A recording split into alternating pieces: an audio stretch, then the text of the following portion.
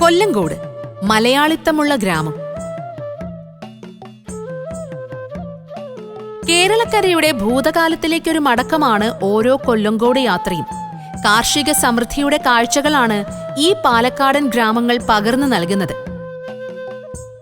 കണ്ണിന് കുളിർമ നൽകുന്ന പച്ചപ്പാടങ്ങൾ, മഴയെ ആവാഹിച്ചു നിൽക്കുന്ന കുളങ്ങൾ, തിരക്കുകളില്ലാത്ത ഗ്രാമജീവിതം, ഇവയെല്ലാമാണ് ഓരോ കൊല്ലങ്കോട് യാത്രയും നമുക്കായി കരുതി വയ്ക്കുന്നത്.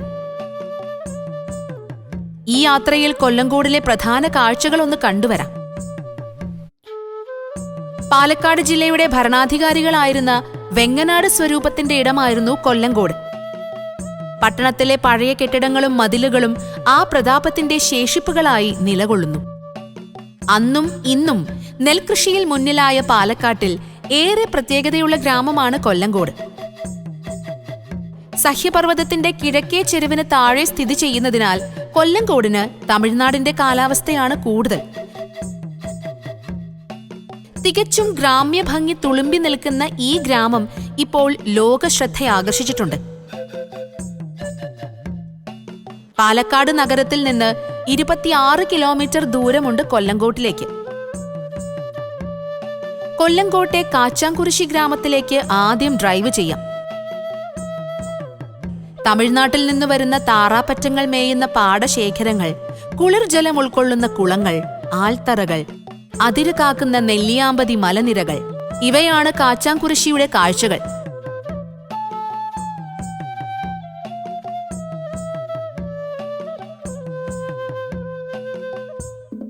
പാടവയലോരത്തെ പാതകളിലൂടെയുള്ള ഡ്രൈവ് അവിസ്മരണീയമാണ്.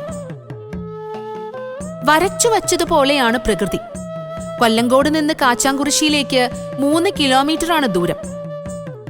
മനോഹരമായ ക്ഷേത്രവും ക്ഷേത്രക്കുളവും പരിസരവും നമ്മളെ പഴയ ഓർമ്മകളിലേക്ക് നയിക്കും. കാച്ചാംകുരിശി അമ്പലത്തിലെത്തുന്നതിന് മുന്നോടിയായി ഒരു ചെറുവഴിയുണ്ട്. സഞ്ചാരികൾ അധികം എത്തിപ്പെടാത്ത വെള്ളരിമേട് എന്ന വെള്ളച്ചാട്ടത്തിലേക്ക് ഈ വഴി പോകാം.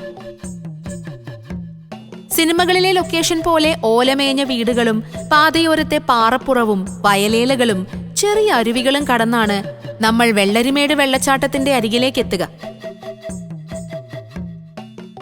ഗോവിന്ദാമല എന്നാണ് സഹ്യപർവ്വതത്തെ പ്രാദേശികമായി വിളിക്കുന്നത്. അതിവിശാലമായ പാറപ്പുറത്ത് കാർ പാർക്ക് ചെയ്ത് ഗോവിന്ദാമലയുടെ അടിവാരത്തിലേക്ക് നടക്കാം. അരമണിക്കൂർ കാട്ടിലൂടെ നടന്നാൽ ഒരു കുഞ്ഞു വെള്ളച്ചാട്ടത്തിലേക്ക് എത്താം.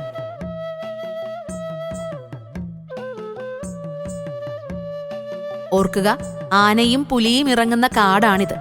അതുകൊണ്ട് സംഘം ചേർന്ന് വേണം വെള്ളരിമേട്ടിലേക്ക് പോകാൻ. ഒരു ചെറിയ കാനന യാത്രയാണിത്. ചെറിയ അരുവികൾ താഴോട്ട് പായുന്നുണ്ട്. പാറകളിൽ സൂക്ഷിച്ചു വേണം പാദങ്ങൾ വയ്ക്കാൻ. വെള്ളച്ചാട്ടത്തിൽ ഒരു കുളി പാസാക്കി തിരികെ പോരാം. നേരം ഇരുട്ടു മുൻപേ തിരികെ പോരണം. കാരണം മൃഗങ്ങളെ അകറ്റാനുള്ള വൈദ്യുതി വേലി ഇരുട്ടിയാൽ ചാർജാക്കും. അപകട സാധ്യത കൂടുതലാണ്. ചിങ്ങൻചിറ. ഏറെ ഷൂട്ടിങ്ങുകൾ നടന്നൊരിടമാണ് ചിങ്ങൻചിറ. കൊല്ലങ്കോടിൽ മിസ്സാക്കരുതാത്ത ഒരിടമാണിത്. പടർന്നു കിടക്കുന്ന ആൽമരങ്ങൾക്ക് താഴെ ഒരു ദൈവത്തറ.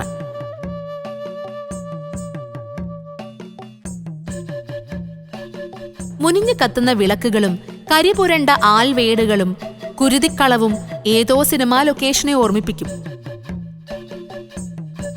മോഹൻലാലിന്റെ ഒടിയനിൽ രാത്രി സംഘടന രംഗമൊക്കെ ചിങ്ങൻചിറയിലാണ് ചെയ്തത്. ചിങ്ങൻചിറ എന്ന കുളം തൊട്ടപ്പുറത്തുണ്ട്.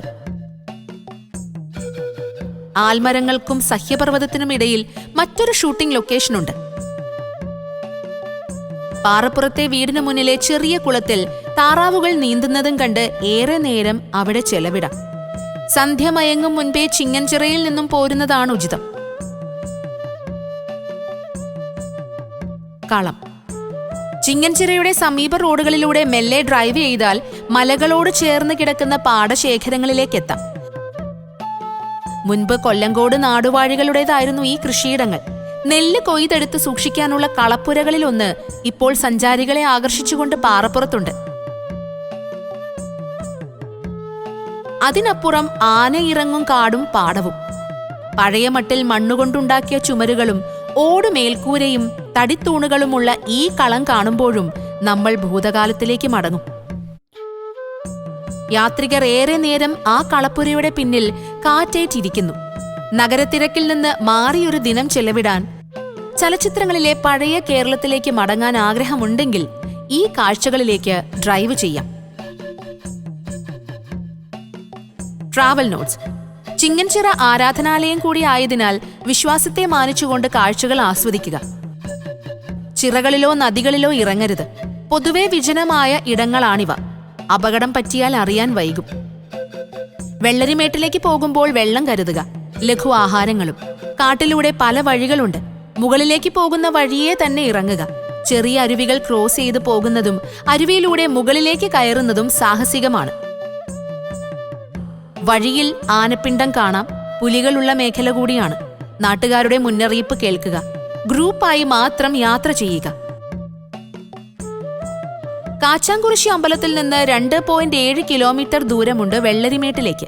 പൊതുവെ ശാന്തശീലരാണ് നാട്ടുകാർ. കാഴ്ചകളേറെയും സ്വകാര്യ ഇടങ്ങളിലുമായാണ്. ആ സ്വകാര്യത മാനിച്ചു വേണം യാത്രികർ കൊല്ലങ്കോട് കാണാൻ.